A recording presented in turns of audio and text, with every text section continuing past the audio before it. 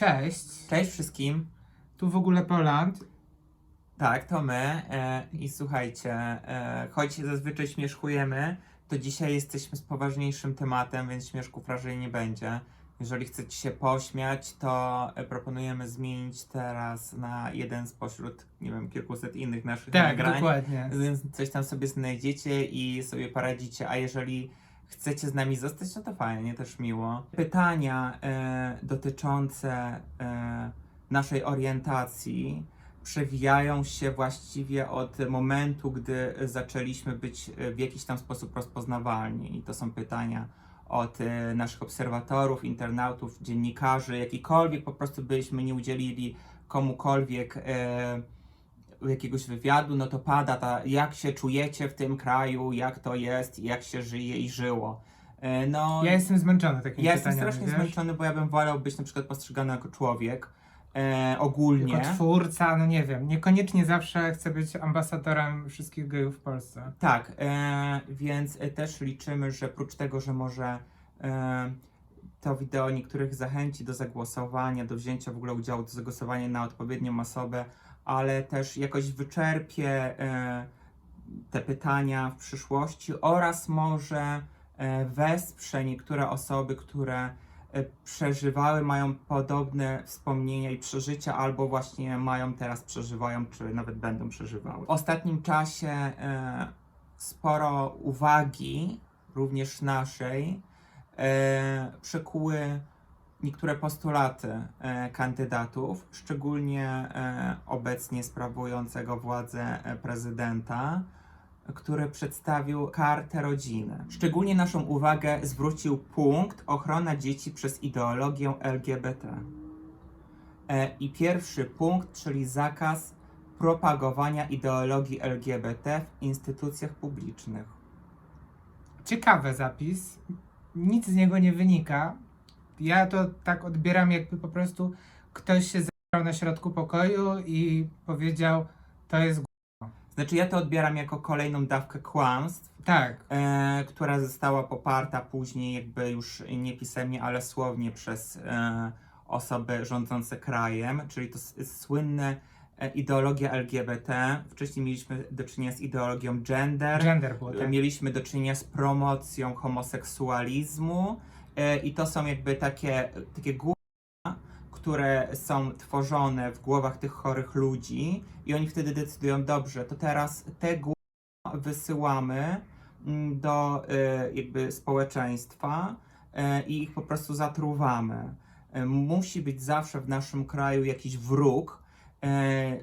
Ostatnimi czasy, w sensie, nie wiem, w poprzednich wyborach byli trochę uchodźcy. Mhm. Teraz sytuacja jest taka, jaka jest na świecie. Uchodźców nie ma, przynajmniej w takich ilościach, więc trzeba zaatakować kogoś, kto jest wewnątrz. No to najłatwiej, wiadomo, nas, jakąś mniejszość. Przecież najlepiej, jak jesteś silny i chcesz po prostu dojechać komuś znacznie słabszemu. Wtedy jest fajnie i wtedy ci stoi. Ja pomyślałem, że może trochę sobie powspominamy, jak to wyglądało za naszych czasów, bo szczerze mówiąc, ja nie wiem, jak to teraz obecnie wygląda w szkołach, ale to, co oni teraz proponują wprowadzić, wygląda dla mnie trochę tak, jak to wyglądało za naszych czasów, gdy my chodziliśmy do szkoły.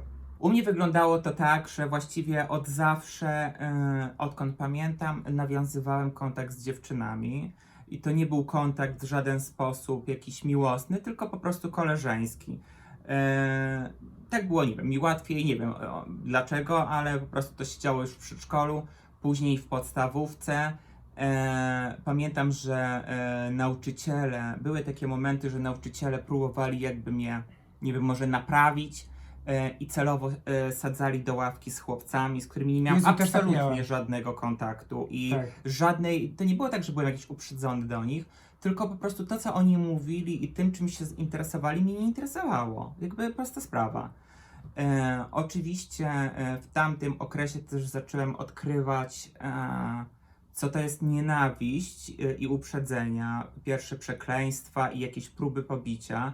W tamtym momencie jakby miałem jakieś, powiedzmy, kilkuosobowe grono koleżanek, przyjaciółek, które w w miarę skutecznie mnie w tamtym okresie chroniły przed takimi jakby napadami, bym powiedział. Nie było natomiast nigdy żadnej pomocy ze strony pedagogów. No u mnie było tak, że zawsze mnie wyzywano zawsze mnie obrażano co jest zabawne, jest tak tragikomiczne, jedną z osób, która najbardziej się nade mną znęcała, tak dzień w dzień właściwie, jest pewien chłopak, który po latach okazało się, że jest gejem i teraz jest wyautowany i bardzo dumny z siebie. Szkoda, że nie ze swojej przyszłości, gdy codziennie z kolegą swoim zachodzili po szkole, wiedzieli, którędy wracam, żeby mnie gonić, żeby szarpać mną. Wielokrotnie wracałem w podartych t-shirtach. Gdy w szkole wyzywano mnie od pedałów, ciot, cwów, to nauczyciele uciszali te osoby. Nie było żadnej rozmowy, nie było żadnego wsparcia, nie było żadnej próby wyjaśnienia, tylko było zamiatanie pod dywan. Cichutko, cichutko. Do podstawówce już było? Tak. Kolejnym etapem w naszej edukacji było gimnazjum, które już nie istnieje. Wydaje mi się, że to był najtrudniejszy okres takiego przejścia. Ja miałem taki pech, jakby nie zdawałem sobie jeszcze wtedy sprawy, jak bardzo to jest ważne i znaczące, ponieważ poszedłem do swojego gimnazjum rejonowego i nie znałem absolutnie nikogo. Absolutnie ani jednej osoby. I o dziwo na wstępie jakoś tam się, jako tako się zaklimatyzowałem i odnalazłem kontakt. I nawet odnalazłem kontakt z płcią męską, wyobraź sobie. Nie wiem, czy to był jakiś czy to był jakiś system obronny, czy coś mi mówiło w głowie, bo to był dosyć płytki kontakt. Jakby to nie były nigdy jakieś szczere rozmowy, tylko raczej wygłupy i jakieś takie żarciki. Z tym, że to nie trwało jakoś długo. Nie wiem, czy po prostu mnie to zmęczyło, czy postanowiłem, nie wiem, bardziej być sobą. W końcu oczywiście nawiązałem kontakt jakiś z dziewczynami i to był w ogóle inny świat, tak?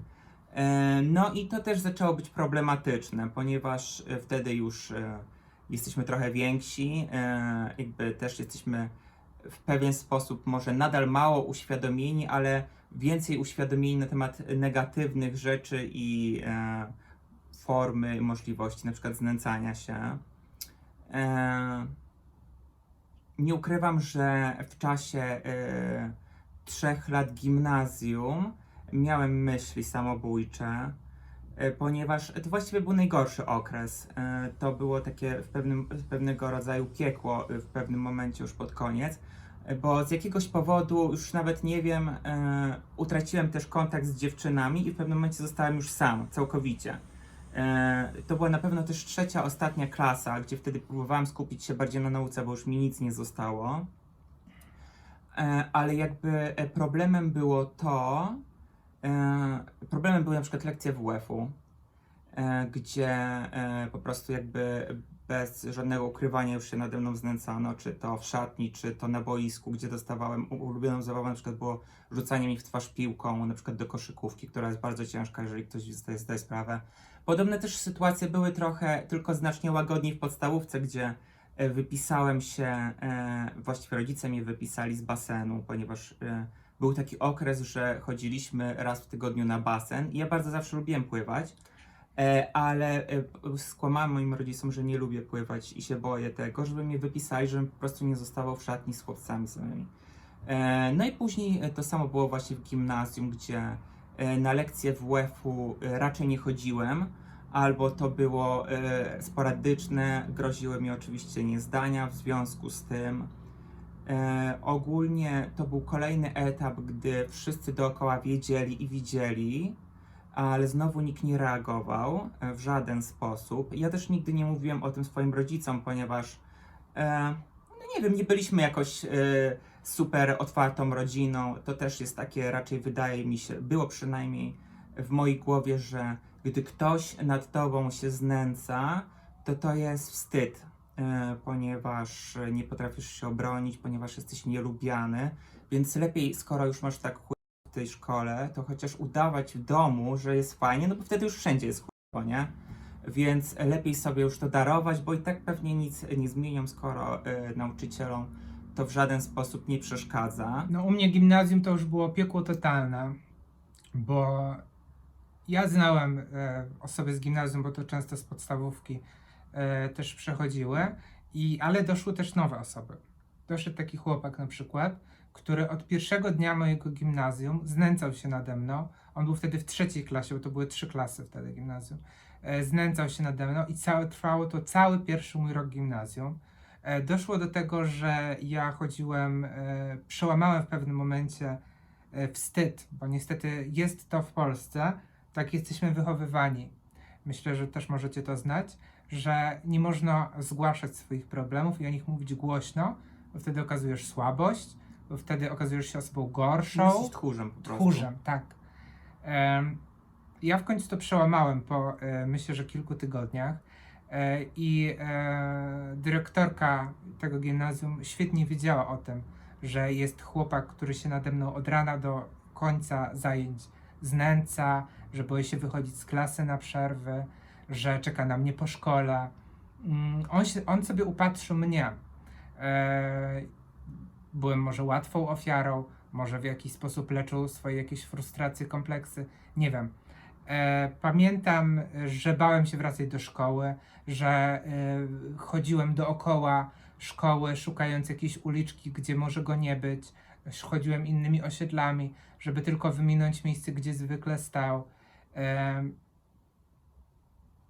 Bardzo łatwo jest zaakceptować taką patologiczną sytuację, zwłaszcza gdy nie ma się wsparcia, ale teraz sobie zdaję sprawę, że to, co się działo, to był jakiś absolutny, obrzydliwy po prostu kosmos. I to nie było normalne. I teraz czasami jak zwracam wspomnieniami, to czuję po prostu ten strach, który wtedy miałem i pamiętam bardzo dobrze tą obojętność nauczycieli i nauczycielek w stosunku do mojego problemu i tego, że mówię, że boję się. A oni mówili, tak, dobrze, porozmawiam z nim. I gówno to dawało. Pamiętam też nauczyciela WF-u, bo mówiłeś o WF-ie, przypomniało mi się. Pana Artura, bardzo go nie pozdrawiam.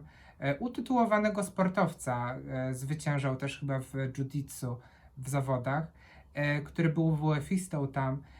I pamiętam bardzo dobrze, jak bałem się chodzić na lekcje WF-u i jak błagałem o zwolnienia i jak on się przyczyniał do homofobicznych żarcików, gdzie i uczestniczył w jakichś dogryzankach, jak była szatnia damska i męska, gdzie szarpali mnie, żebym wszedł do damskiej szatni, bo tam jest moje miejsce, bo kobiety to te gorsze, a ja jako cel muszę być z kobietami.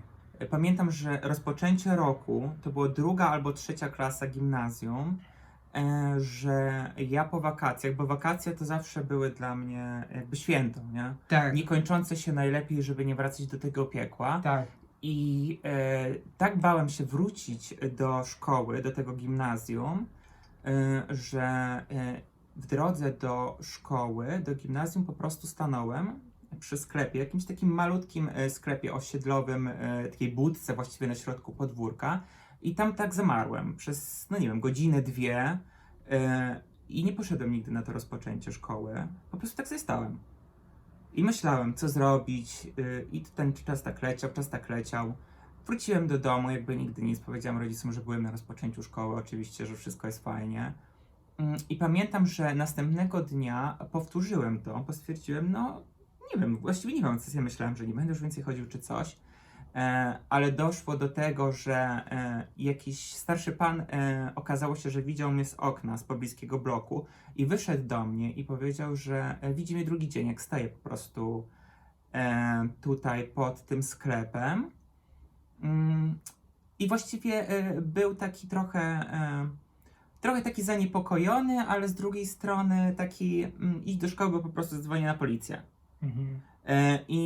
No i to był powód właśnie, dla którego właściwie poszedłem do tej szkoły, jakby dalej do tego piekła. Liceum, czyli już jakby taka ostatni szczebel przed nami. No ja zawsze tak się trzymałem też właśnie z boku, oczywiście z dziewczynami, z kilkoma dziewczynami takimi ofowymi. Wtedy już zaczął się okres, gdy miałem zwolnienie z WF-u. Nie, wydaje mi się, że nie w pierwszej klasie, tylko w drugiej. Oczywiście musiałem sobie załatwić to zwolnienie na lewo, po prostu ktoś mi wypisał, bo wtedy to się lekarze musieli wypisywać zwolnienie z WF-u. Wtedy też byłem wypisany z religii. Też ktoś mi wypisał to zwolnienie, ponieważ w tamtym czasie moi rodzice byli dosyć wierzący, więc wypisanie z religii nie wchodziło w grę, a uczestnictwo w religii po prostu wiązało się ze słuchaniem jakichś ścieku. Więc na jakimś tam stopniu miałem lepiej, ale nadal spotykałem się jakby z takimi dziwnymi spojrzeniami, odtrąceniem. W liceum jakby też zacząłem, nie wiem, odkrywać siebie, powiedzmy, jakby to nazwać. W ogóle to tak dziwnie wyglądało, ponieważ ja nigdy nie myślałem o sobie. W sensie w seksualności. Jakby u mnie nie było czegoś takiego, że wiedziałem, kim jestem. Po prostu ja o tym nie myślałem. Ale też nie interesowałem się nigdy dziewczynami, chociaż oczywiście miałem jakieś relacje z nimi romantyczne, bym powiedział, i to było raczej nie w szkołach, tylko na jakichś wyjazdach, obozach. A działo się to, ponieważ wypadało, nie chciałem powtarzać błędów ze szkoły, tak? Gdy już jestem na tym wyjeździe, na obozie i to ma trwać krócej, no to już żebym tam nie miał tego piekła. Więc po prostu tak, ale to jakby nigdy mnie specjalnie nie interesowało, nigdy też nie zastanawiałem się, czemu mnie to nie interesuje. Do momentu, gdy ktoś zainteresował się mną z płci męskiej, no i oczywiście wtedy jakby było jakieś wyparcie z mojej strony. Chociaż rzeczywistość jest taka, że przez 12 lat nauki nigdy na żadnej lekcji nie usłyszałem nic na temat osób LGBT, na temat homoseksualizmu, nie usłyszałem żadnego nigdy słowa gay, chociaż były też lekcje WDŻ-u, chyba przez jakiś rok czy coś takiego. Nawet na historii nie istniało coś takiego. O tym się nie mówiło. Nie spotkałem też nigdy w szkole żadnego geja ani lesbijki. Nie było żadnych w tamtych czasach kółek czy żadnych spotkań, wsparcia. Po prostu tego nie było. Czyli nie, tak, jak oni teraz chcą zrobić. No i gdy spotkałem tę osobę jakby z zewnątrz, to z mojej strony było automatyczne wyparcie, no bo to jest coś złego, tak? Jeżeli się o tym nie mówi, jeżeli inni cię napiętnują i cię nazywają, że jesteś tą osobą, chociaż to oczywiście upierasz się, że nie jesteś, ponieważ ja nigdy oficjalnie jakby w żadnej ze szkół nie ujawniłem się, chociaż i tak byłem ofiarą drwin, tylko z tego powodu, bo nie lubiłem grać w piłkę nożną, czy nie wiem, nie znałem się na jakichś samochodach i gadałem z dziewczynami. No to zaczynałem się po prostu stopniowo otwierać jakby na ten inny świat. Inny, czyli mój tak naprawdę. To, co jest dosyć zabawne. I wtedy prowadziłem jakby 2 światy, a właściwie chyba 3 nawet, bo moi rodzice przez większość tak naprawdę mojej edukacji nie wiedzieli za bardzo, co się dzieje na temat tego, że właśnie mam problemy z rówieśnikami. I ja też w 2. i 3. klasie liceum nie powiedziałbym, że często mi nie było, ale no myślę, że były takie momenty, że nie było mnie raz, 2 razy w tygodniu na lekcjach, czyli 1-2 dni. Po prostu nie przyjeżdżałem. Miałem jakiś swój inny świat, gdzie jeździłem gdzie indziej, jakoś to nadrabiałem. Wypisywało się lewe zwolnienia, usprawiedliwienia oczywiście. Prowadziłem swój drugi jakby dzienniczek, który był wyłącznie dla tych lewych usprawiedliwień. No i jakoś to jeszcze szło. Miałem te kilka, tą jakoś tam swoją przyjaciółkę. Oczywiście musiało się wszystko posypać w 3. klasie, gdy nagle ona zmieniła szkołę, więc znowu zostałem na sam koniec sam. No nie było to łatwe. Nie było to już takim może piekłem jak w gimnazjum, ale pamiętam, że chłopcy lubili się ze mnie naśmiewać i szczególnie jeden, który swego czasu wtedy chwalił się, że chodzi do Utopii, który był klubem LGBT, ale był wtedy taki modny. Wtedy jak się chodziło do Utopii, to było się taki fancy. I on lubił opowiadać, że właśnie chodzi do tego klubu ze względu na to, że jest taki fancy. I jednocześnie bardzo lubił mnie gnoić i nastawić przeciwko mnie innych. Gdy po prostu było nudno, nic się nie działo, to zawsze ja byłem pod ręką, żeby mi dojechać. Ja w liceum trochę miałem szczęścia, bo poznałem i trafiłem do klasy z taką Agatą, ty poznałeś Agatę, która była bardzo przyjacielska i też była taka, no nie była taka mainstreamowa i po prostu nie była taka jak koleżanka z klasy, tylko była taka bardziej wycofana, ale do mnie nie była ta wycofana i ona była pierwszą osobą, której powiedziałem w życiu, że jestem gejem i przyjęła to super pozytywnie, nigdy jej tego nie zapomnę i było to bardzo wspierające. I czas liceum to był też czas, ja chodziłem do liceum. Być może kojarzycie Bartłomieja Misiewicza, byłego doradcę Antoniego Macierewicza, z PiS-u oczywiście. On chodził do mojego liceum, on był chyba rok ode mnie starszy i widzieliśmy się w tym liceum. I on był w takiej grupie z takimi osobami skrajnie prawicowymi, które po lekcjach mi groziły pobiciem, że zbiją mnie do nieprzytomności i wrzucą do śmietnika. Takie zwykłe rzeczy. Tak zacząłem liceum, bo z jednej strony była Agata, a z drugiej strony była ta grupka, tak, która też była w tym liceum i dla której byłem nowy. Widzieli już, że coś jest ze mną nie tak, więc postanowili mnie gnoić. Ja wtedy miałem bardzo duże wsparcie od Agaty i wiem, że dzięki tak naprawdę jej słowom otuchy gdzieś tam zawalczyłem o to, żeby spacyfikować tę grupę i oczywiście nauczyciele i dyrekcja szkoły byli bardzo niechętni jakiejkolwiek pomocy. Ostatecznie jednak skończyło się na bardzo ostrej awanturze z kuratorem włącznie, z interwencją policji i ostatecznie jedna z tych osób, które groziły mi, znalazły w końcu mój numer telefonu i wysyłały mi życzenia, że mnie zabiją. Jedna z tych osób opuściła tę szkołę i już jej więcej nie widziałem. Druga z tych osób była później w rządzie PiS-u. To był też czas, kiedy powiedziałem w domu, że jestem gejem.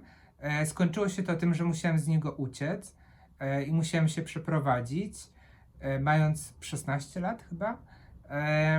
Więc no nie był to zbyt łatwy czas i też dlatego, między innymi dlatego, mój czas liceum był bardzo burzliwy i też skończyłem je nieco później niż zakładała to jakby normalny kolej edukacji.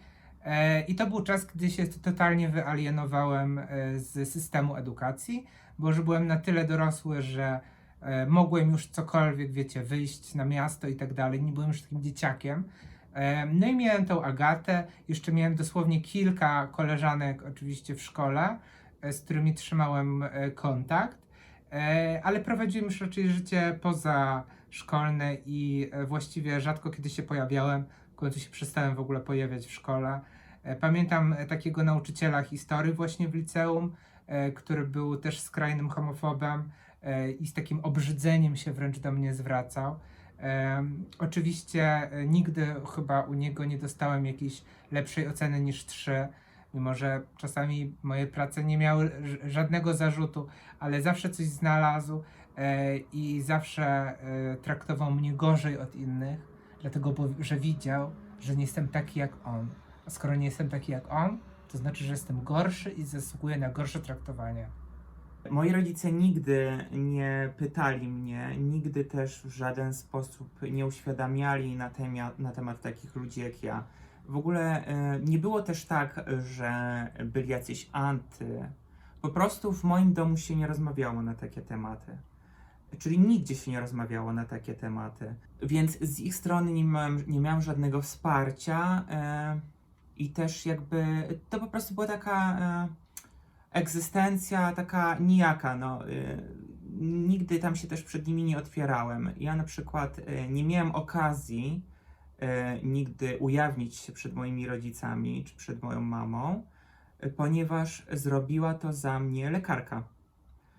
Gdy już byłem trochę starszy niż ty, bo to było chyba ja mam z 20-21 lat, to miałem jakieś tam chwilowe problemy ze zdrowiem i ona tam prowadziła jakiś wywiad, no i ja się przed nią jakby powiedziałem jej o sobie. No była lekarką. Więc ona w następstwie tego, jak się okazało później, poszła do mojej mamy i przekazała jej ulotki, z czym to się wiąże, z jakimi chorobami. Czyli jest zwykłą a nie lekarką.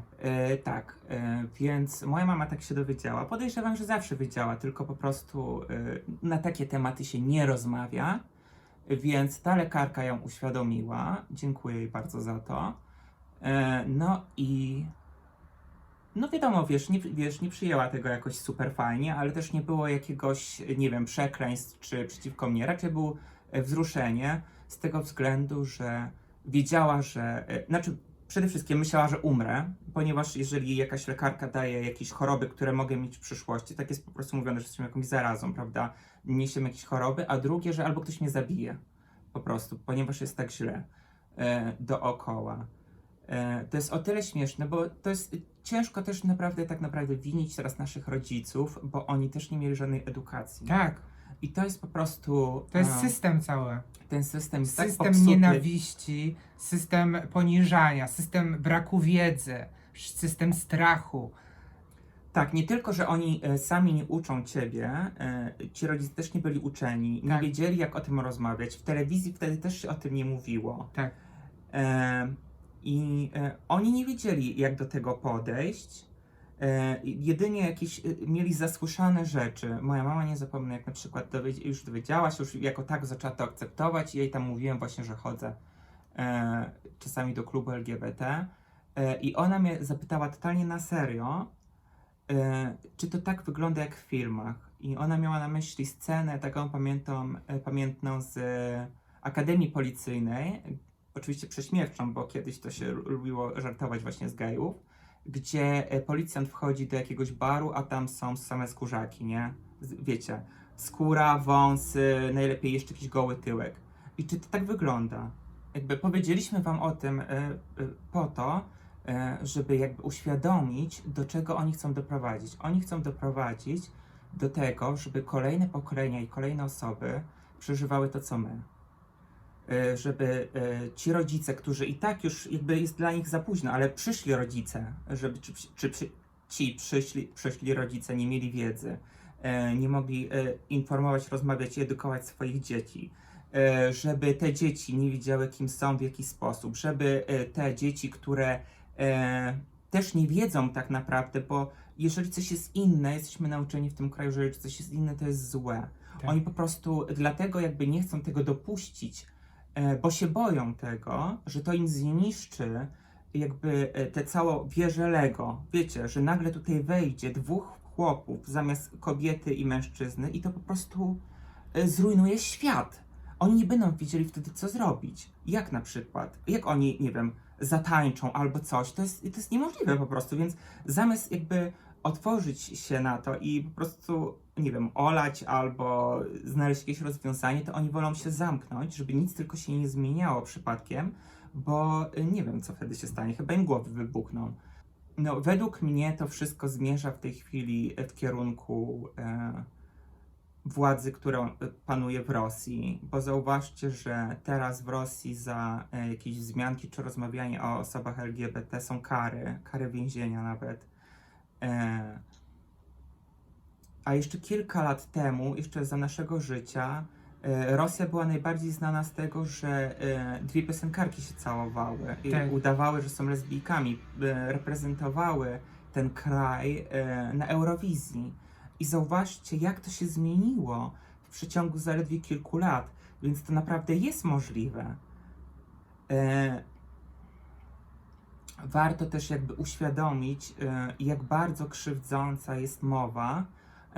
Jeżeli prezydent mówi, że nie ma ludzi LGBT, tylko jest ideologia, on sprawia, że po prostu nie próbuje nas zrobić nas potworów, tak? Odebrać nam człowieczeństwo. Tak, odebrać człowieczeństwo, no bo albo no po prostu albo to robi z siebie debila, a jeżeli jest debilem, to nie wiem jak może sprawować władzę jako najwyższą władzę w państwie. A jego tłumaczenie się jest naprawdę skrajną żenadą i to jest po prostu żałosne. No bo to jest aż ciężko zrozumieć, no bo czym jest LGBT? LGBT to jest skrót, tak jak masa skrótów firm i innych jakby, nie Trzeba wiem, być albo bardzo głupim, albo bardzo cynicznym i nastawionym na to, żeby po prostu skłócić społeczeństwo jeszcze bardziej tak, i bo żeby wtedy jednych napuścić na zyskać na drugich. tym. I nie wiem, co jest gorszą wizją. Chyba wolałbym, żeby prezydent był skrajnie głupi, niż tak zły, bo to jest po prostu zło. To jest zło i to jest przede wszystkim głupie, bo jakby nasi rodzice są heteroseksualni, więc nie wiem w jaki sposób mielibyśmy nabyć tę ideologię, gdzie skoro nigdy się o tym nie rozmawiało i nikt nas tego nie nauczył.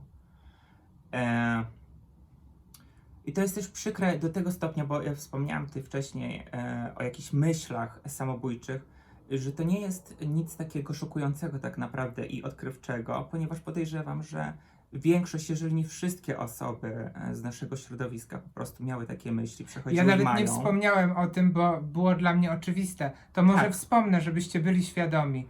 Może nie widać teraz na moich rękach, w niektórych jeszcze widać, ale na początku liceum ciąłem cały czas się. Jestem po 3 próbach samobójczych, niezliczonej ilości myśli samobójczych i wszystko to zawdzięczam temu pierwszemu krajowi. To oczywiście wywarło na nas duży wpływ, więc rzeczywistość jest taka, że ja w żaden sposób nie czuję się patriotą. Ja nie czuję się bezpiecznie w tym kraju, bo chociaż minął już czas, gdy byłem w szkole i ktoś, nie wiem, większy nade mną stał, no to nadal gdy podróżujemy, chociażby mieszkając w stolicy, w samym centrum, więc już jakby nie może być już bardziej jakby nowocześnie, to i tak chodzimy zawsze z gazem pieprzowym, ponieważ nawet teraz zdarzają się jakieś sytuacje i to w takich miejscach jak nawet pod domem, gdzie nie czujemy się bezpiecznie, bo ktoś nas zaczepia. Dlatego też, tak jak kiedyś wspominaliśmy, chyba w Q&A czy gdzieś tam, nie jesteśmy fanami nie wiem, spędzanie czasu poza domem, nie podróżujemy już w jakby sposób turystyczny po Polsce, ponieważ wiemy, z czym to się wiąże. Nie czujemy też się w żaden sposób z Polską związani, ponieważ ten kraj wyrządził nam wyłącznie krzywdę i nadal próbuje to zrobić. Ja wręcz myślę, że teraz nawet może być gorzej. Ja nie wiem, co te dzieci przeżywają w szkołach słuchając tego, bo za moich czasów o tym się nie mówiło po prostu. Jakby istniało takie przyzwolenie, że jakby ktoś tam wiedział, może, że takie osoby są, ale po prostu była cisza. Ale nawet w mediach, czy prawda, w takiej A opinii teraz, jeżeli te publicznej. dzieci słyszą, że nie są ludźmi, to jaki wywarło na nas wpływ, jakby ja widzę na co dzień, bo nawet gdy jakby jesteśmy na zewnątrz, to ja zauważyłem, zaobserwowałem to, że ja nie patrzę na ludzi. Staram się nie patrzeć na ludzi, co też Patryk mi często wytyka, że na przykład ktoś tam pomachał albo przywitał się czy coś i ja tego nie załapałem, ponieważ po prostu boję się reakcji. Ja dożyłem do takiego momentu już też dzięki Patrykowi w dużym stopniu, że otworzyłem się bardziej i już na przykład zrzuciłem z siebie taką anonimowość, w sensie, że ubieram się cały na czarno i staram nie rzucać się w oczy, bo to też była taka faza, bo żeby jakby nie podpaść nikomu, staram się być sobą, ale też zdaję sobie sprawę i jakby ubierać się w to, co chcę na przykład, wyobraźcie sobie takie szaleństwo, ale zdaję sobie sprawę, z czym to się wiąże. Też jakby na mojej psychice, bo to już nie o to chodzi, że ktoś mnie napadnie i zabije, bo jakby o to się martwię najmniej. Tylko nie chcę o tym cały czas myśleć i zastanawiać się, kto coś o mnie pomyślał, powiedział, więc po prostu wolę nie patrzeć na twarze. A jeżeli na przykład zdarza się, co też no, jest pewnie chore, że ktoś do nas podchodzi albo mówi i w ostatnich miesiącach akurat muszę przyznać, że w większości to są pozytywne rzeczy, bo okazuje się, że na przykład to jesteście wy, to ja jestem automatycznie nastawiony, że jest niebezpieczeństwo. Tak, pamiętam taką sytuację, jak wracaliśmy z zakupów I chyba jakaś dziewczyna jechała, przechodziliśmy przez pasy i dziewczyna jechała samochodem, zatrzymała się, przechodziliśmy i później otworzyła okno i coś powiedziała i my byliśmy wystraszeni, autentycznie byliśmy wystraszeni, że ktoś otworzył Coś okno. krzyknęła. Tak, coś krzyknęła, żeby nas wyzywać. Tak. Bo takie sytuacje się zdarzały. Wielokrotnie zatrzymywały się samochody, żeby otworzyć okno i powiedzieć mi, żebym wypał i że jestem c***em. Okazało się, ta dziewczyna chyba później do nas napisała Tak, wiadomość. że coś się miłego tam krzyknęła. Tak, a my byliśmy Sama z tacy siebie. wystraszeni. Ale to wiesz, to nawet nie są samochody, które się zatrzymują. My mieszkamy, tak jak wspomniałam, w centrum stolicy, ale nadal zdarza się, że obok naszego domu jeżdżą te słynne wozy, które jak nie straszą aborcją, to mówią, że jesteśmy ideologią i chcemy gwałcić dzieci. Tak. Więc wyobraźcie sobie, że sobie mieszkacie, nie tylko, że płacicie podatki w państwie, które nie traktuje was równo, ponieważ nie możecie tego zrobić takich rzeczy, jak wasi znajomi, czyli właściwie to państwo jakby już od urodzenia traktuje was gorzej Tak. i właściwie nienawidzicie. To jest, siedzisz sobie w tym swoim domu, za który płacisz i słyszysz za okna, że po prostu chcesz gwałcić dzieci i powinno się, nie wiem, ciebie spalić chyba, tak? Bo jeżeli chcesz gwałcić dzieci, no to trzeba cię unieszkodliwić. No tak. I nie możesz z tym nic zrobić. Bo jeżeli na przykład zadzwonisz na policję, tak jak ja to zrobiłem, to usłyszysz, że są większe problemy. To jest rzeczywistość, w której my żyjemy. To nie jest tak, że opowiadamy wam teraz o jakimś jednym wydarzeniu z przeszłości, które nas zabolało. Nie, to jest teraz i tutaj się dzieje. I to są rzeczy, które będą się coraz częściej dziać.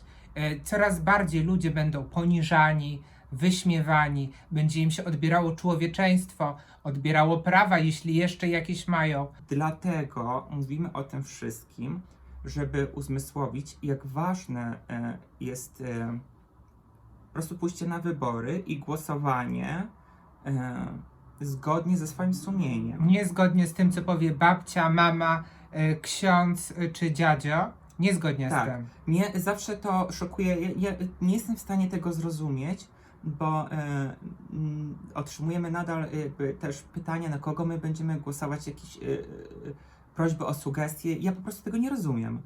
Albo słyszę, że na tego nie ma co głosować, bo on i tak nie wygra.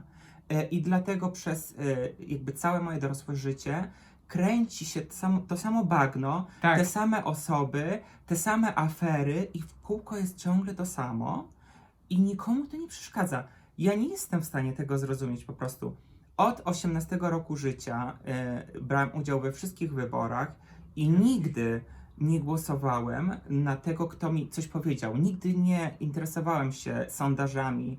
Głosowałem zawsze zgodnie ze swoim sumieniem, czyli na osobę, która mnie reprezentuje i która chce mi dać powód do życia tutaj, która chce spowodować, że będę równy. Jeżeli nie uważasz, że jestem na równi z tobą, że jestem tak samo wartościowy i należy mi się to samo, nie istniejesz dla mnie. I nie obchodzi mnie reszta twoich postulatów. Dla mnie zawsze najważniejsze były prawa człowieka i to, w jaki sposób ktoś myśli o drugiej osobie. Na drugiej, trzeciej i dziesiątej po prostu kolejności jest dla mnie gospodarka i inne sprawy. Ponieważ nie ma czegoś takiego jak tematy zastępcze i nie ma czegoś takiego jak zajmowanie się czymś za coś. Prawa człowieka nie są tematami zastępczymi. Ludzie mają prawo być równi i traktować się z szacunkiem.